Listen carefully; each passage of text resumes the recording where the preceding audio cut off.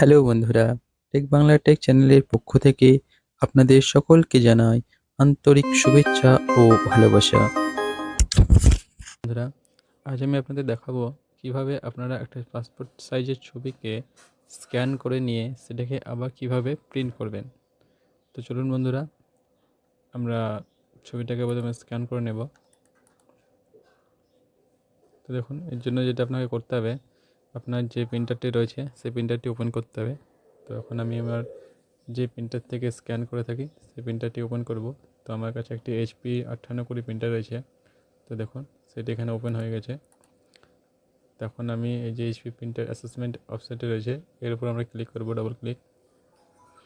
তো double click করার সাথে সাথে দেখুন এখন এখানে আপনার অপশানটা খুলে গেছে। দেখুন এখানে লেখা রয়েছে HP DexZ 5820। তো এখান থেকে এই যে স্ক্যান অপশানটি রয়েছে এখান থেকে আমরা স্ক্যান করে নেব।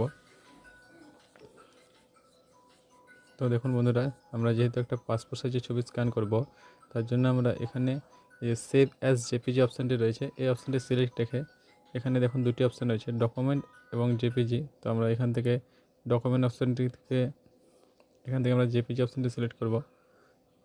তো এবার দেখুন এখানে পেজ সাইজ রয়েছে। তো এই পেজ সাইজটাকে আমরা অটো ডাইরেক্ট যে সাইজটা রয়েছে সেটা সিলেক্ট রাখবো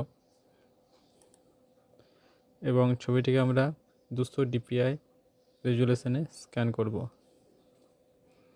রেজুলেশনটা আমরা এখানে 200 রেখে দিলাম।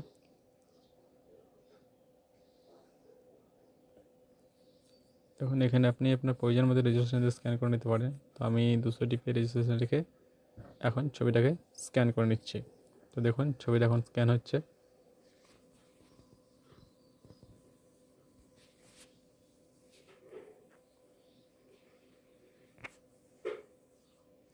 তো দেখুন ছবিটা আমার এখন স্ক্যান হয়ে গেছে। এখন এটাকে আমরা সেভ করে নেব।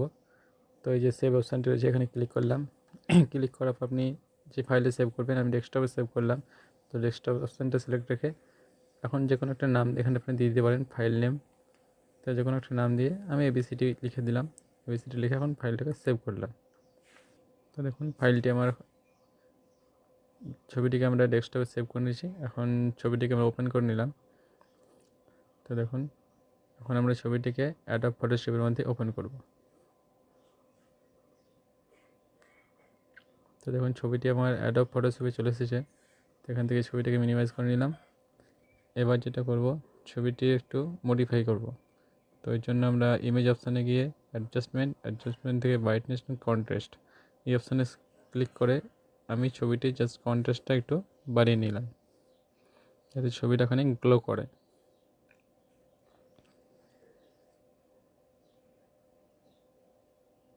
তো দেখুন ছবিটা মোটামুটি ভালোই আছে, সেরকম কোনো ডিফেক্ট নেই। তো ওই জন্য বেশি কিছু করব না, জাস্ট ছবির একটু কন্ট্রাস্টটা বাড়িয়ে নেব এবং ছবির মধ্যে একটা বর্ডার দিয়ে নেব। তার জন্য ছবিটাকে আমরা সিলেক্ট করে নিলাম।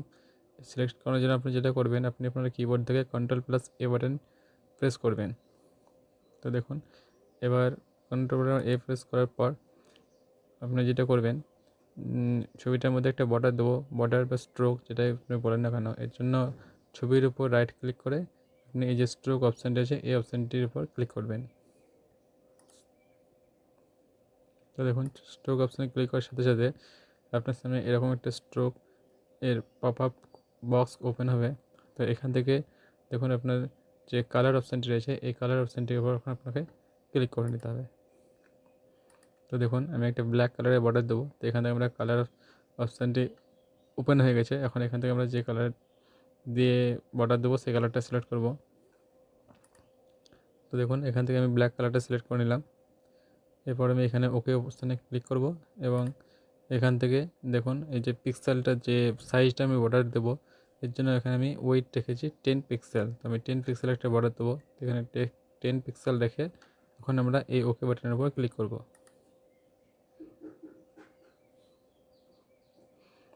দেখুন ক্লিক করার সাথে সাথেই এখানে একটা আমাদের সুন্দর বর্ডার এসে গেছে।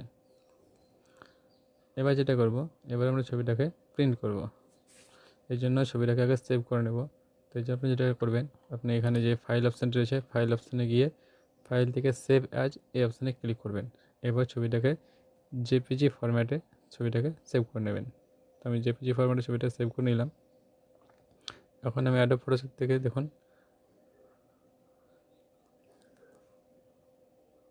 সেভ করে নিয়েছি। এখন যেটা করব, তো দেখুন ছবিটা প্রিন্ট করব। এর জন্য যেটা করলাম, আমি ক্যামেডিয়া মাস্টার থেকে ছবি প্রিন্ট করে থাকি। তো এর জন্য এখন আমি ক্যামেডিয়া মাস্টারটিকে ওপেন করে নেব। তো দেখুন ক্যামেডিয়া মাস্টারটি ওপেন করে নিলাম। এরপর যে ইন্ডেক্স অপশানটি আছে এখানে ক্লিক করব। ক্লিক করার পর যে ছবিটি আমরা প্রিন্ট করব সেই ছবিটাকে সিলেক্ট রেখে এখন এখানে আমরা অ্যাড করে নেব।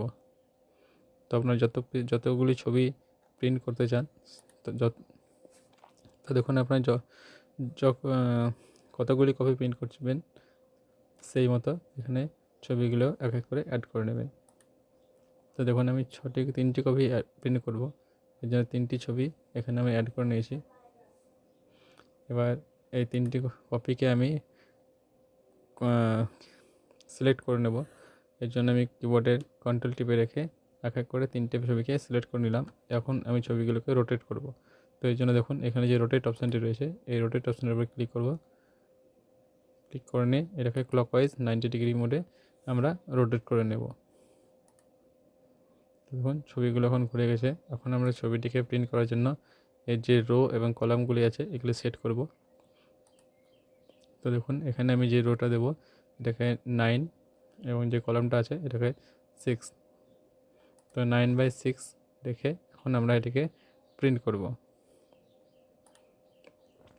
এই জন্য আমরা প্রিন্টারের যে পেজ সেটআপটা আছে সেটা করে নেব। তো দেখুন এখানে আমরা প্রিন্টার সেটিংয়ের অপশানের উপর ক্লিক করব।